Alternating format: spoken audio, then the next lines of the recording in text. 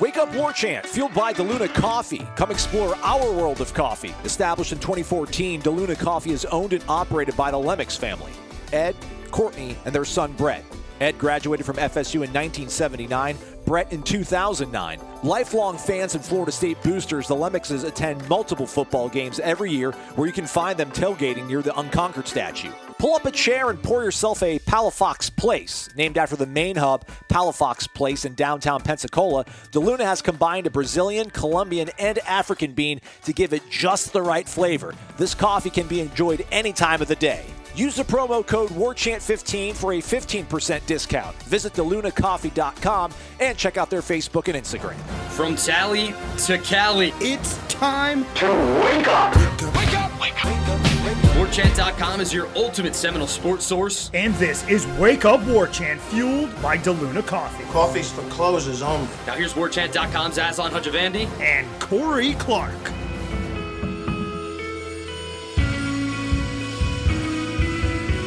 Wake up! What's up, everybody? It's Wake Up Warchant, fueled by DeLuna Coffee, DeLunaCoffee.com. Come explore our world of coffee.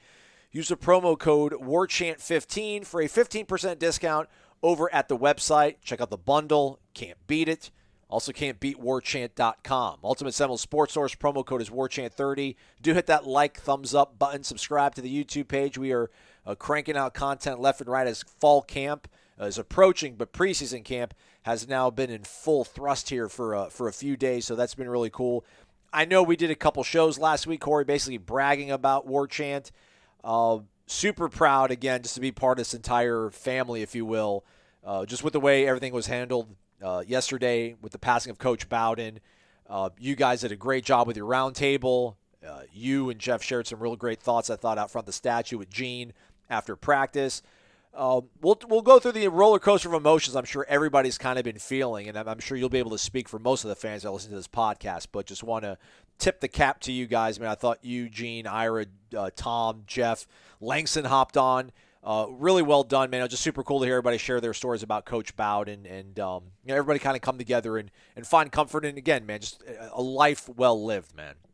Oh, 100%. 91 years and all the lives he touched. I mean, it's certainly it's sad, but it's not a tragedy. I mean, 91 years is a great life, and he was able to impact literally countless lives. And that's funny when I started the column that I wrote, which is awesome, dude. Well done. I haven't gave you a hug over that yet. That's why I brought it up, so you would mention it. No, but the point was that when I started, that's how I started. I didn't know what I was going to type. I was like, well, here goes nothing. And I just started typing, and I had the memory of me as an 8-year-old with my dad, and just goofing around trying to steal a sign, and Bowden getting a kick out of that. And it's like, man, I think there's a perspective there. You know, I have some strengths and some weaknesses. I think you all know my weaknesses. But I do have. I think one thing that's unique is that I'm in the position I am, and I was an 8-year-old Florida State fan, like hardcore. And so I have a moment where I met Bobby Bowden as an 8-year-old. And then I was lucky enough to, cover him and be at all the cool games in the 90s and everything, and then cover him as a profession. But I just thought that was unique. That's a unique. It's unique to be where I am and to have grown up the way I grew up and being this diehard Florida State fan, and just and then it just became like it really was hard to write. Like it was the memories of my dad and everything. So much of our relationship. And it's not like we wouldn't have serious talks occasionally, but most of the time, I would guess 65% of the I would say 90% of our conversations revolved around sports, which is kind of the same way with my son, honestly, except when he's making me mad about math. It's about 90% sports, but within that 90%, the subset, I would guess it was 70% Florida State. I mean, we talked about it all the time. And that's what I kind of brought up in the column, and I feel like you people, who you calling you people? You listeners can relate, is that, what if my dad had gone to Missouri or South Carolina or Georgia Tech, a Southern? Like, would I be a college football fan? Would I be doing this for a living? Like, I was so lucky to grow up exactly when I grew up, at the exact time I grew up. I was 12 when the dynasty started, and I was a nut for Florida State football. But I can't imagine that would have been the case if my dad had been any other, like Georgia. Like all my friends that growing up in Atlanta that were Georgia fans, they weren't. How could you be a diehard Georgia fan when they go 6-5 every year? Like I was just lucky enough, and I'm talking about in the 80s and 90s. Ray Goff, they had to go through the Ray Goff era. So I just consider myself so lucky to grow up, come of age with Bobby Bowden as your head coach. It just was really, really cool. And as we talked about, man, and you know this, you look at college football today, as we talked about on the video we did, the call-in show Sunday night, man, it's so cool to cheer for someone like that. That guy was your coach, not Spurrier. Spurrier was a great coach, innovative, but man, Spurrier wasn't likable. He was a brat. He was arrogant. He was standoffish. Paterno, I won't even get into that. Stodgy. I won't even get into that. Barry Switzer, Saban, Urban Meyer, for crying out loud. All these great coaches that are on these Mount Rushmores, none of them were somebody you could approach at a gas station and say, hey, coach, will you take a picture of me, or can I tell you a story? And be like, yeah, sure, buddy. Like that was what's so cool, is that he was relatable, he was approachable, he was disarming. Just a good person to cheer for. Absolutely, man.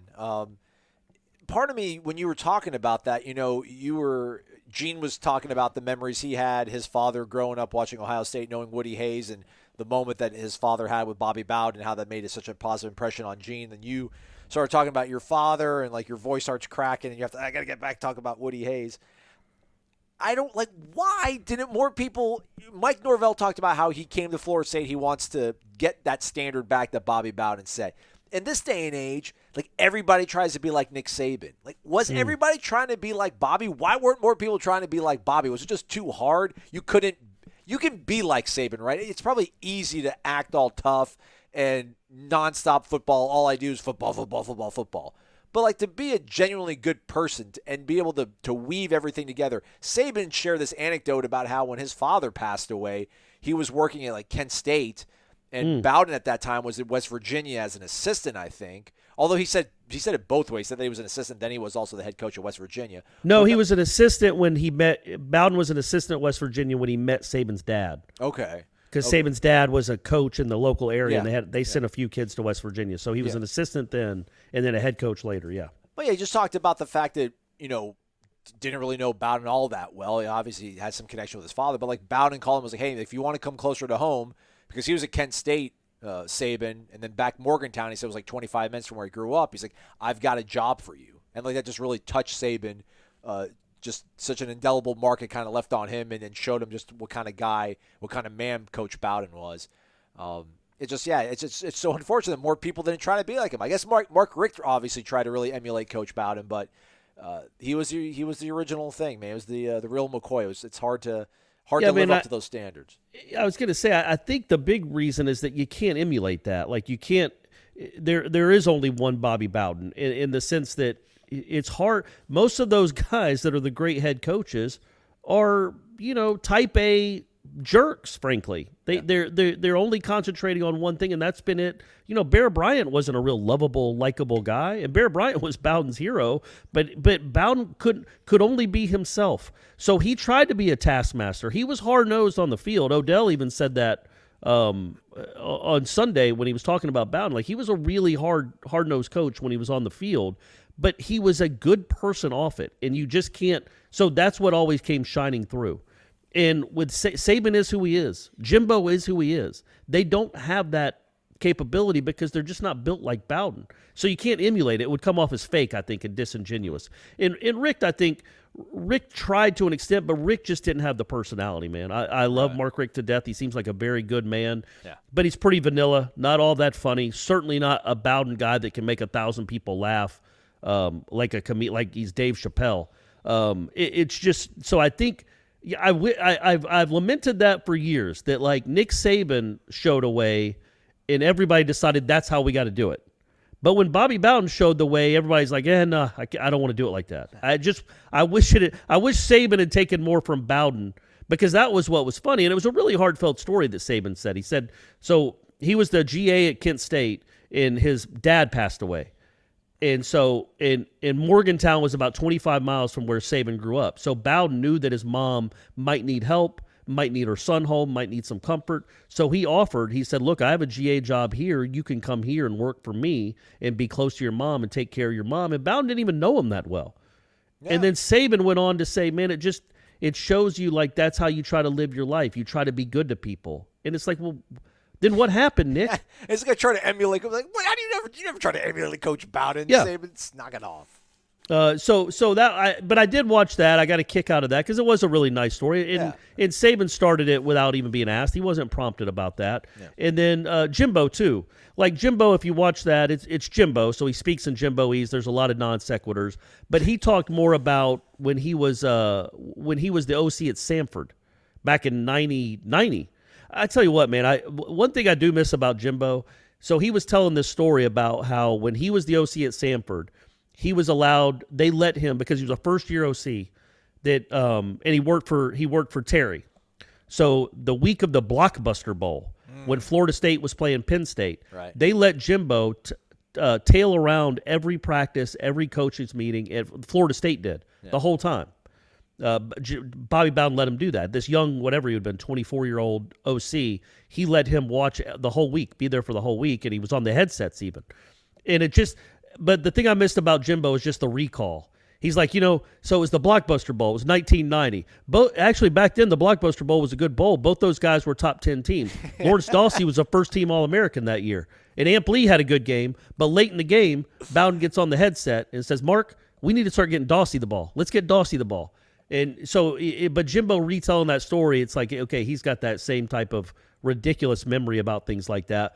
But you could see the genuine appreciation there. We all know how it ended, and it was a little, obviously, the way the Bowden tenure ended ruffled feathers wrongly, I'm sure. But Jimbo really did appreciate that Bowden doing that for him, letting him do that, and talking about the Bowden Passing Academy, and Jimbo got to be a counselor for that, and all the things he learned from Bowden that Bowden didn't even know he was teaching. Bowden was just talking about life and talking about ball, as Jimbo says, and not even knowing, like, the lesson with the Dawsey thing is, hey, it's late in the game. Let's quit calling all these fancy plays, and let's just get our best player the ball. Let's run a play to get our best player the ball so we can win this game. Just little things like that Jimbo was bringing up. I thought, again, it's really heartfelt. And Bobby, who could ever say in the coaching profession, I'm sure there are some players that might not have the best thing to say about Bobby because maybe they didn't get to play enough or whatever reason. But coaches that coach for him, they all swear by him, all of them. Yeah. Obviously, as we look back on the life and legacy of Coach Bowden, so many people obviously are going to talk about the victories, and then we pivot and talk about just the impact he had on so many different lives, which cannot be discounted at all. But I did like the fact that when you're talking to Odell and writing your column, and you mentioned it kind of earlier in the show, just like his personality, like his comedic timing, his quips, all of that went into just making him so absolutely lovable. Like for me, growing up my age, like the first memories I have of Florida State games are unfortunately field goals missing against Miami, but also dominating Florida and kind of putting it to Steve Spurrier. And just, they would, back in those days when they would produce the games, they'd cut to like a 45-minute interview of Spurrier and then one of Bowden in the middle of a game. And you could always just tell, like, Spurrier was always just so irked and on edge when it came to playing Florida State and Bobby Bowden. And he didn't want to play nice. This was, right, hardcore football. But then Bowden would just always be so folksy and charming and just have these, brevity is the soul of wit. And Bowden would just always have these zingers. And it's like you would see that with this kind of team, with that kind of tenacious defense, this explosive offense, and he's just totally calm and cool and just cracking jokes and just zinging back Spurrier and beating him. 8-5-1, I think the record is against Spurrier. Yeah, Spurrier number one in Tallahassee. In Tallahassee, yeah. And it just the total package. That was our coach.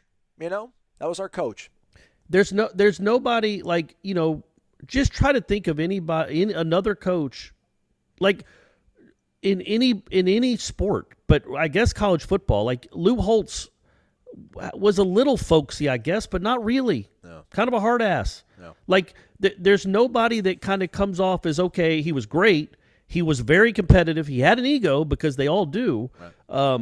We all do. But at the end of the day, he was a nice man, a genuine man. Everybody felt like they were his friend, and he was almost a comedic genius. His delivery, his timing is impeccable. Like there isn't another one like that. There will never be another one like that. And I remember we brought up Spurrier. I don't know if you remember this, but after whenever that happened, Texas upset Nebraska in the first ever Big 12 championship game, which meant Florida State had to play Florida again. Mm-hmm. So that Sunday, they had a 30-minute reveal show for whatever it was called, like then the Bowl Alliance or something, and it was Bowden and Spurrier on it. So it was 8 days after Florida State had beaten Florida. And all Spurrier did, this is live, Bowden's on the camera, Spurrier's on the camera, and like Greg Gumbel's hosting. And all Spurrier did was talk about the late hits. Well, we have a chance if they don't kill our quarterback, if they don't keep cheap shotting our quarterback, we've got a chance. We got a chance if they quit hitting Werfel 5 seconds after the play. And then that's when Bowden said, well, we kind of teach our boys to play to the echo of the whistle. Off the cuff, he says that. But which is fine. That's Bowden. He didn't go back at him. Spurrier was going to be Spurrier, arrogant and just bratty. But the next day, Bowden was asked, like, you've already beaten this team once. It could be for the national championship. They didn't know it at the time because Arizona State was still ranked in between them. But it could be for the national championship. Do you think your team will have any motivation? Do you think your team will be motivated? What's going to motivate your team against a team you've already beaten once? And Bowden was like, well, I'll be honest with you, one CBS show was all it took. Again, now Florida ended up winning that game because half the team had the flu. Yeah. But you know what I mean? Like Bowden was competitive, but he never Spurrier would do, he called him Free Shoes University.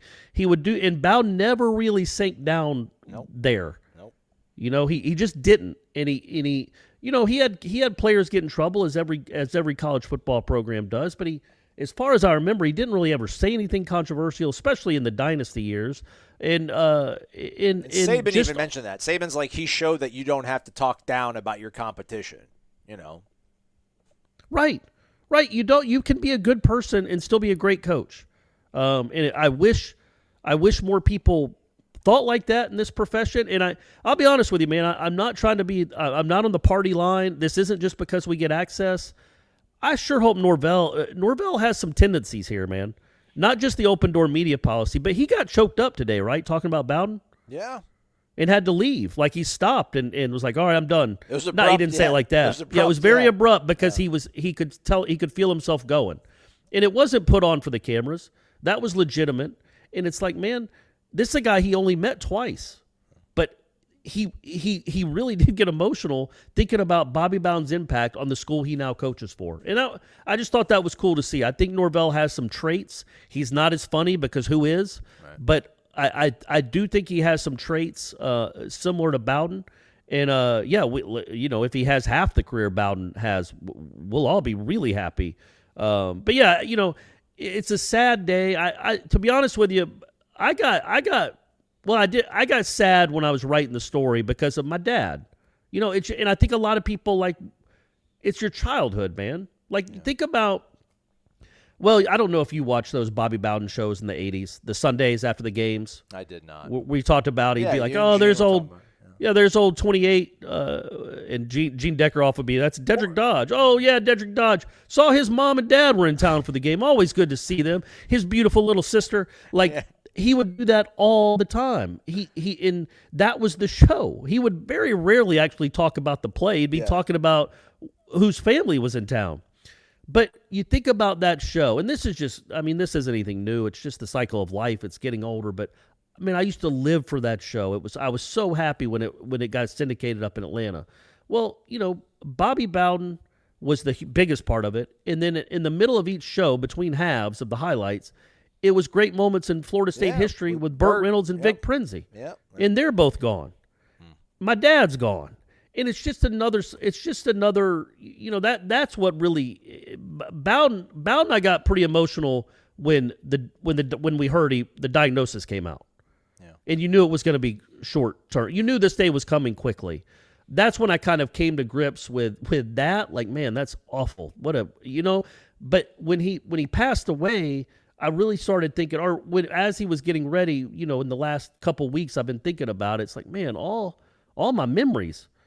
And but that's just what they are right now, right? They're just memories. And so it's sad because it reminds you of when you're 15 or when you're 13 or when you were 8 trying to steal a sign at a booster event. And all these guys, all these people that were in your life are gone, and you just, you try to, I don't know, memorialize them, remember them the best you can, but it just reminds you about life. And we're only here for a short amount of time. Bowden, 91 years, Bowden did it right, man. He did it right. So, yeah, it's just, I think a lot of people, it's not just that they lost Bowden, because so many people just had brief interactions with him. Yeah. 15 seconds here, or a minute here, or 5 minutes here. It's just that he was their coach for most of their lives. Like he was the coach for my entire childhood. Up well into my 30s, he was the coach, and so that's what's so sad about it. It's just it reminds you that I don't know that those days are never coming back. But man, how lucky that we got to be a part of it. Absolutely. You know what I mean? And that's what I tried to stress in that column. We were so lucky that he was our coach, and I didn't have to cheer for name someone. I got to cheer for Bobby Bowden's teams. Obviously, people have questions about what the arrangements, any possible service for Coach Bowden. Florida State did release some details on that later in the day on Sunday. So apparently Friday, August 13th, this Friday, from 10 to 1, Coach Bowden will lie in honor in the Capitol Rotunda here in Tallahassee. Then from 2 to 7, he will lie in repose over at the Moore Athletic Center. It is open to the public. That's 2 to 7. There will be a funeral service for Coach Bowden at the Tucker Civic Center. That'll be Saturday morning at 11 a.m. Doors open 9:30. That, too, is open to the public. And Sunday, August 15th, from 4 to 6 p.m., Coach Bowden will lie in repose at the Reed Chapel. That's on the campus of Samford University. So Friday and Saturday in Tallahassee, there will be services and plenty of arrangements to be made. So I'm sure there's people that want to know if they can come up and pay the final respects. So there you have it, in Tallahassee from 2 to 7 at the Moore Center, and then Saturday at the Tucker Civic Center, 11 a.m. Doors open at 9:30 a.m. Yeah, I was kind of hoping they do it in the stadium, just because I guess they'll be able to fill enough. I mean, they open it at 9:30 because they're expecting a big crowd. I'm not quite sure why they're not doing it at the stadium, but they're not. But yes, if you're in town and want to go pay your respects, I mean, I can't even imagine who all is going to be at there, but there will be plenty of Florida State greats and all the players and thousands upon thousands of fans. So I'm sure it'll be a really touching tribute to the guy that really built the place, built this city, not on rock and roll, on a hell of a football team, on football wins. Yeah. Real quick, Corey. I mean, just why not name it Bobby Bowden Stadium? I know the field. I don't want to diminish whatever Doak Campbell did. I mean, what was our first athletic director? Just he's the first president, right? President? I mean, is that what it was? Yeah, big deal. And it wasn't even the first president. I think he was the president when football came to be. Okay. I think. But, yes, I'm 100% with you. What is Doak Campbell's family going to be up in arms? Yeah. Who cares? You have no leg to stand on. You're going to lose this one. Yeah, it would be weird all of a sudden from going from Doak Campbell Stadium because we've said it all our lives, but we'd get over it pretty quickly. We'd figure it out. I agree. I've always thought the stadium should be named after him. He literally built the thing. Well, like Doak Campbell, when Doak, but he wasn't out there doing the masonry on it. But we know. But when they named it after Doak Campbell, it had like metal bleachers and it was like a little league field. It was the erector set. It was 9,000 people, 20,000 people, and now it's what it is. I would have no problem with that being renamed. But that's a topic for another day. You brought up Alabama because that's where he'll be on Sunday for that service. Again, I just want to reiterate how crazy it is that Alabama was going to make my man interview for the job in '86.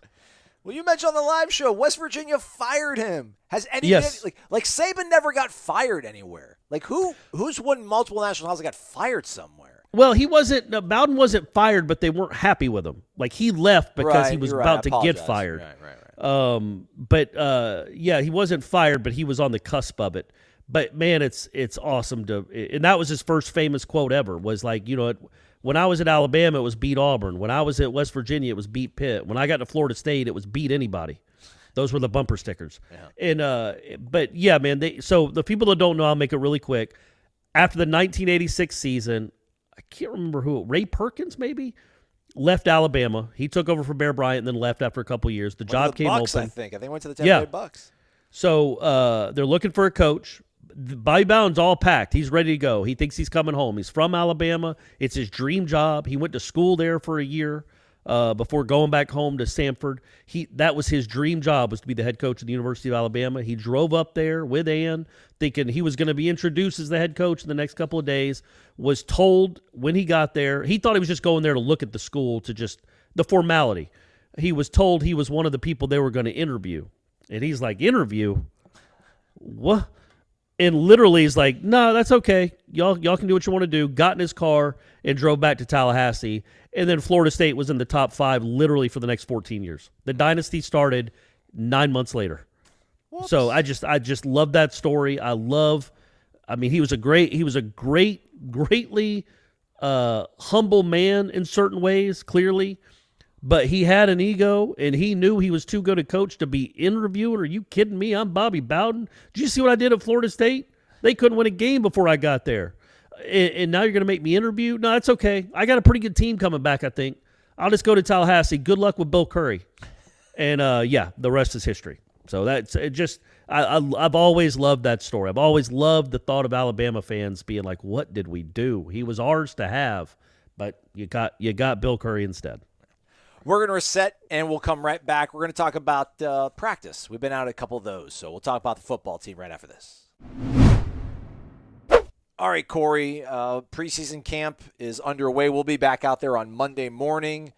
I think we're still going to get Coach Norvell. They obviously changed up the schedule with making Coach Norvell, Coach Dugans, and Coach Hagan's available on Sunday to talk about Coach Bowden and his legacy.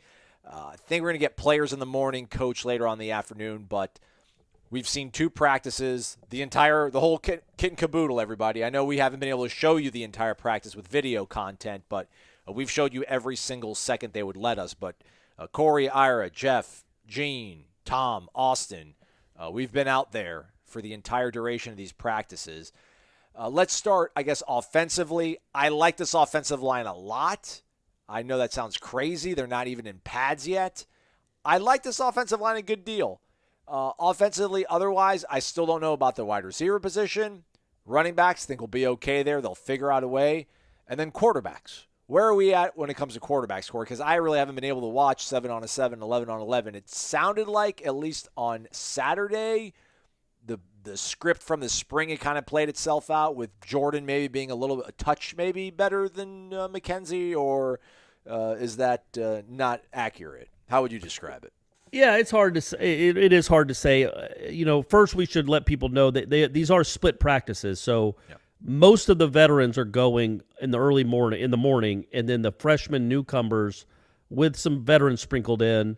Maybe a lot of veterans sprinkled in, actually. They're more on the low end of the depth chart. Yeah. Are going in it's basically like starters competing for starters. And then the reserves, they're ones split. And twos. It's pretty much 1s and 2s in the morning, and then 3s and 4s in the afternoon. Yeah, that's the way to look at it. But almost all the freshmen, especially the ones that weren't here in the spring, they're all going in the afternoon session. But anyway, so it's a bit of a split squad, and they're not in pads, so you get what you get from these first couple practices. But I would say that I've been more impressed with what I've seen from Jordan Travis. Neither one have been great, especially in 11 on 11. It's basically like they don't have time to do anything. And I wrote as much on Sunday in the message board post I did. We didn't feel like it would. I wasn't going to write like a practice observation story on the day that Bobby Bowden passed away. Sorry, I didn't feel right. But we did have the message board post about it, and I gave some thoughts there. When they're doing the 11 on 11s, they can't block these guys up front. And part of that is because they're not wearing pads. You got nothing to really hold. They're a lot quicker without, you know what I mean? It's just hard. It's not normal football. You're basically having to try to screen them.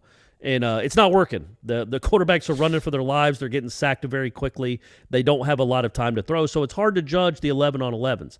In the 7-on, so it's hard to say either one of them has the upper hand. In the 7-on-7s, I thought Milton was better on Saturday, and I thought Travis was better on Sunday. They by a good deal actually. And receiver wise. Pokey and Keyshawn both had. Keyshawn looks great, by the way. Keyshawn looks fast. Looks like he's got his explosivity back. Explosiveness. Ooh. I think explosiveness is I don't know, the explosivity, is that even a word? It should be. But he looks like he's back to the guy before the injury. He's really quick and looks really fast. He's looked good. And so that, I think that's been a little bit promising. Pokey's as fast as ever. I think those two guys might be poised to do some things. The other ones, you just don't know. And then Parchment. Parchment's got what I think's cool about, you can tell how much they know Parchment is going to matter to this team. I don't know if you've seen it. So the first day he practiced in the second session. Right. And every time so we were in the IPF with them on the sideline. And every time he caught a pass, Dugans and Norvell were sprinting towards him to tell him to either finish the drill or great job or whatever they were saying to him. To every time he's involved in a play, they are on him. Not in a bad way, just in like an encouraging, let's go. Like they know he's very, very important. They haven't done that with any of he's gotten more attention, in my opinion. He's gotten more attention in the first 2 days than three receivers combined. And then on the second day, he was working with the ones. And again, same thing. After almost every play, Norvell or Dugans was talking to him about something. So they know he's an important part. And I think the tight ends will be pretty good. Jordan Wilson, huge dude. Huge dude. Being. And can move for a stretch. Like, he's not going to win any 50-meter races, 100-meter races. But he's certainly quick enough for about 15 or 20 yards. He's got a little burst to him for being that size. So he might be a thing. He might be something. He's an enormous person, though. And, you just wonder, Pokey and Keyshawn will be part of the equation, and Parchment. Who's going to be the fourth or fifth guy? That's what you wonder. Burrell has worked with the second session. McLean's been working with the first. McLean really hadn't done anything that I've noticed of note in the first 2 days. But yeah, so there you go. There's my quick summation. Kevin Noles. I'm on the Kevin Noles train, my man. Okay. I've seen him in one-on-ones. He's been, as far as I can tell, he's got 4 pass breakups and no completions allowed in one-on-ones. Nice. And he's been out there in the early first sessions, session. right? Yeah, he's been going with the ones and twos. So's Bryson Estes. He's been out there as one of the true freshmen, but he did enroll early, so I think maybe some of it when it comes to freshmen being enrolled early helps you kind of make that first cut with running out there in the morning session. So I know I did say I like the offensive line, and then Corey proceeded to do them dirty to a certain degree. You can't judge them. You can't judge them though on what you can judge them on the one-on-one stuff. Yeah, I've seen some of that. Wins. Yeah, and I've seen some. Like I saw Robert Scott win against Jermaine Johnson. I saw Maurice Smith have a couple wins. So that's the kind of stuff that leads me to feel encouraged. And again, I think Devontae Love-Taylor graded out high. I think we all saw the way the offensive line kind of tapered off when they lost him. So he's back and healthy and good to go. And then I think they'll figure it out with the guard spots. One thing we should have said before we dove into all this is that with this access, with this great power comes great responsibility. So there's going to be some things that we can't totally divulge in terms of, like, they don't want us to talk about depth chart, like specifically, so we won't be able to dive into that stuff. And then obviously injury stuff. Although I don't know, like if we asked him about the injury, then we can talk about it, right? So like Emmett Rice, they're hoping will be back some point, second part of fall camp. Which I don't know what that means. Like when they get back from Jacksonville, but that's coming up here in a few days. Jarian Jones is a guy who's out right now with a hand injury. Yeah, he's another guy that they feel pretty optimistic about him coming back. Otherwise, we haven't asked him specifically about anybody, and I don't really know if is there anybody really even to ask him about. But we should speak to him again. I would think after practice on Monday. We can maybe get some clarity on any of that stuff. There's always people that want to know about injuries. Defensively, Jeff Cameron will be back on the airwaves 1 to 3 p.m., 93.3 FM. He was saying that he thought he liked what he was seeing from the defensive backs. He think that's the best segment on the team thus far after watching 2 practices. Do you concur? I do, and this is again, it's always the way you look at it. It's the perspective of the team you're watching. They're going against each other. But the first day of one-on-ones, I don't know that those I think they might have completed 1 pass out of like 16. Like, I'm talking about one-on-one. Like, it's just a corner or it's a DB against a receiver, and they get half the field to operate in. You don't know if they're going to run a go route, a stop, a back shoulder, a slant. They've got all the whole tree. And the quarterbacks, I don't think, know what's coming. And yet the first day, those receivers got nothing. Nothing. And that's a negative and a positive, right? I tend to look at it more as a positive for right now. I just think that's a really good sign. You got some guys, man. McClellan had a couple really nice plays. The Arkansas transfer, He's been moved to safety. I thought Dent looked good. I think he's been moved to safety. He certainly played there some. So I think he's been he's going back and forth. So forget that. But they got guys that I think can make plays, man. And the Noles kid he just stands out. Brownlee looked good on Sunday. I think there's some dudes there, man. I don't know if it's not Darby, Ramsey, PJ Williams, but I think it's going to be competitive. They got a lot of bodies and a lot of guys that have played a lot of football. And that bodes well. I do think that's the strength of the team. The clutch shot, the biggest hit. It's time for the Zaxby's indescribably good Player of the week. I did think the receivers played better on Sunday. They kind of answered the call a little bit. And Jordan Young looked not great on Saturday, I'll be honest with you. On Sunday, he probably made the best catch of his life, which is a good sign. I don't know if he's ever going to do anything here, but he was running a crossing route. I can't remember who the quarterback was, but he got open. The quarterback did not make a good throw. It was behind him. He stopped on a dime and dove backwards, in one motion, and caught it falling to the ground, almost like a backwards dive. Just a sensational catch. Smooth. Look how we just snuck that in there. That was a Zaxby's indescribably good play of the week. Keyshawn had a great diving catch the first day. And I tell you who looked good, Darian Williamson. All right. We need some help at wide receiver. Let's go. So but again, it's hard to judge because he was in the second group. But he caught everything that was thrown to him, save one. And some of them weren't easy catches, but he caught everything. And I'm going to tell you something else. Oh, keep coming. I think there is a spot for Corey Wren on this football team. I've watched him. I know there's nobody that's a natural special teams guy. I don't know if that's where he goes with Wren, but I'm still worried about special teams. But carry on. I'm sorry to interrupt. So in one-on-ones, he's running go routes in one-on-ones, and he goes by one of them. I think one of them was a walk-on. One of them was a scholarship guy, but I can't remember who. But he runs by them like they're me, like I'm trying to cover him. I mean, he's 10 yards past him after 15 yards. He just sprints by him. But then the ball's thrown up, and he's not making what I would call Randy Moss type adjustments to the ball. Okay. He's kind of like there's something going on where he's not. You could tell he hasn't done a lot of receiving in his life. So the point being, he had 2 one-on-one opportunities where he's wide open and really, quite honestly, doesn't come close to catching the ball.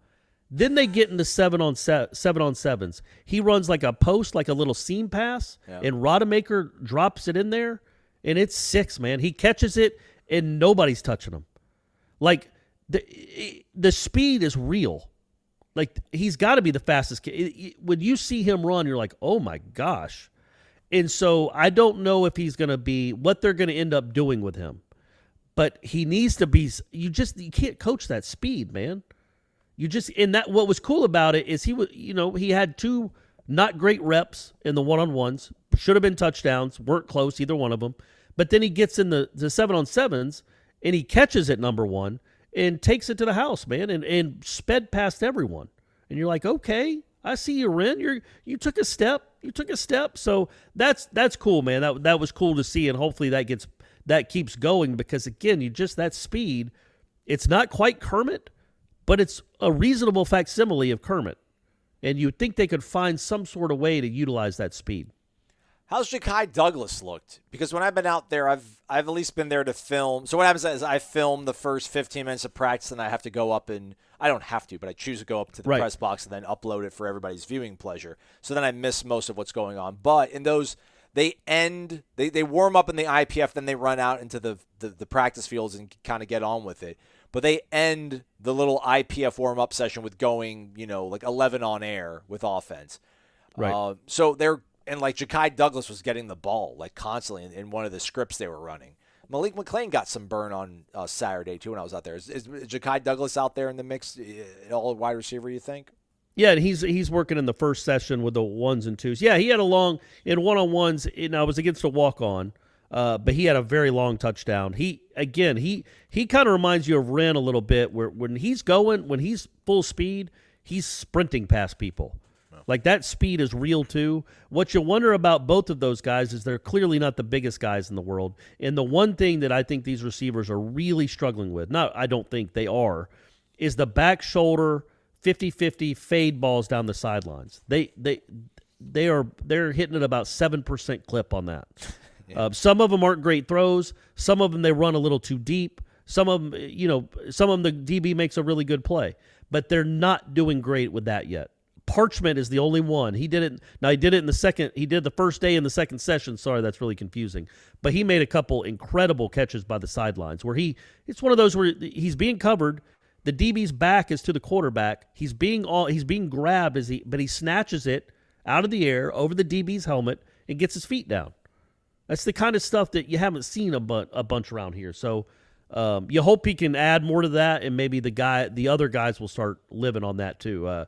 Williamson had a nice catch like that as well. So they got bodies, they got I just don't know how good any of these guys are yet. But that's we've been through 2 practices. Yeah. Last note, I would say Keir Thomas is out there. He's practicing. That's really good.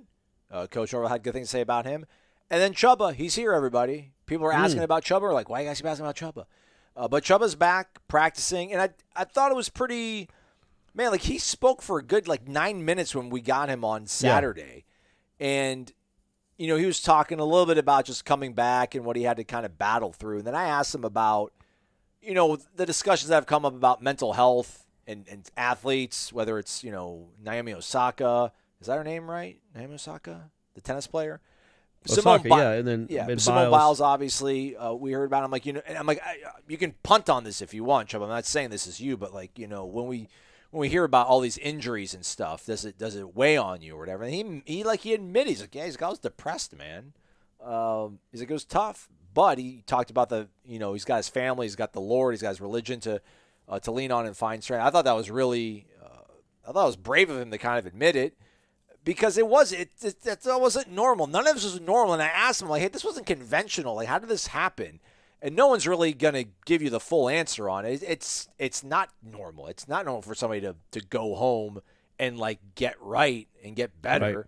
Right. But he's back, and he seems quite enthusiastic. It does seem like he has got a new kind of outlook on things, which is really encouraging. I thought he looked pretty good throwing the ball on Saturday as well. I wonder – if you're him last season, I think first scrimmage, he does pretty well. He marches the team downfield, and I think he puts a shoulder into a fifth-year senior in Carlos Becker and runs through him and scores a touchdown, but in the process ends up breaking his collarbone.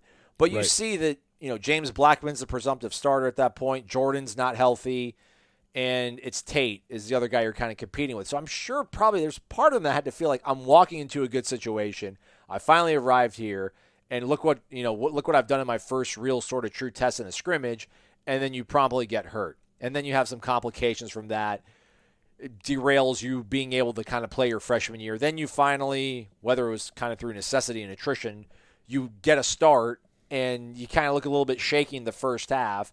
It's a blowout loss, but you find your way a little bit in the second half, throw a nice touchdown, and then, hey, maybe this is the start of something beautiful. But then you get hurt again. I would assume, man, that's a lot of ups and downs for being 19 years old and 2,500 miles away from home. So good to see Chubba back. I wasn't saying he wasn't going to come back, but if I would have heard that he went home to Arizona and wasn't going to come back, would not have been surprised. Good on him for being back, and I hope he does feel good. And Norvell said that he did some good things for him on Saturday. So best of luck, man. 4 quarterbacks, iron sharpening iron out there. Yeah, and I'll be honest with you. If I'd have gotten odds or something, or if I was giving odds back, I mean, he left in the middle of spring, right? Yeah.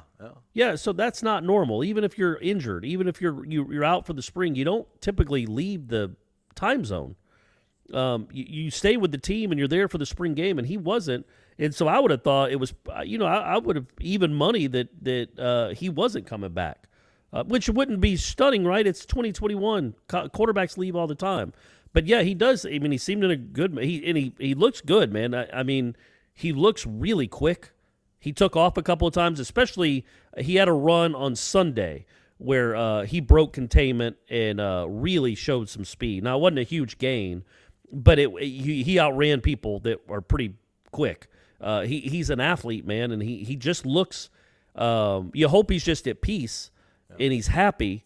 But yeah, man, I was certainly not convinced that he would ever be back in Tallahassee. So for him to be back, knowing that McKenzie Milton's here, knowing that there's very little chance of him winning the job, he's still back. He's still here. You think he still believes in this team and this staff, and yeah, it's a very big year for him, man. He has a bright future. I mean, his brother, they say he's better than his brother. His brother's pretty darn good. Yeah. So this is a guy that could be really important to Florida. I mean, I know we kind of out of sight, out of mind in today's society. I sound like Jimbo. In today's society, it's kind of like, what have you done for me lately? And he hadn't done anything. But yeah, man, like he could be the starter next year. If things break a weird way this year, he could be a starter. But he could certainly be in line to start next year as like a sophomore and do some really big things at Florida State. He's got talent, man. It's cool that and people think about AJ Duffy and Travis is only I guess technically still just a sophomore. Yeah. Yeah, man, Chubba could be the truth. And it's good that he's here. He should get a lot better this year. Again, I don't know how this is all going to work out, but I feel like it's not going to be dull. It's not going to be a dull season. Sure. I can say that for sure. Again, don't forget Jeff Cameron, Tom Lang back on the airwaves, terrestrial radio in Tallahassee, 93.3 FM. That's 1 to 3 p.m. now their show will go. They'll also be available in podcast form just like this, so do check it out. If you've already and Warchant TV on YouTube. Yeah, I forgot. That's right. They'll be live here on YouTube every single day. We'll be doing live shows. Have we figured out, Corey, live producing right here, pulling back the curtain? Are we going to do live shows Tuesdays or Wednesdays? Wednesdays. We're going to be doing Wednesday evening live shows during the season. I guess maybe a week out of the season, right? We should probably start the week before the Notre Dame game doing those. All right, yeah, I was going to say, shoot. I mean, I feel like we're in season, even though it's preseason. Yeah, you're right. We could start, I guess we could start this week. Yeah, who knows? That's right, Aslan. We can do it, man. I mean, we can. So they're back at practice today on Monday. They'll be off Tuesday, and then they'll be back at it on Wednesday. But we're done for today. We will be back the rest of the week to keep you updated on what's going on at practice. Do stay connected to warchant.com. Again, there's just really great content up there from Gene, Ira. Austin's pinching in and doing some things here. The YouTube channel has got a great roundtable. It's an hour long or so, but you can hop in there and you can scrub through the video at any point and get some real cool stuff that'll make you smile. You know what's cool Coach about Bowden. that? Go ahead. I wanted to say, Aslan, it's an hour. It was a call-in, half call-in show.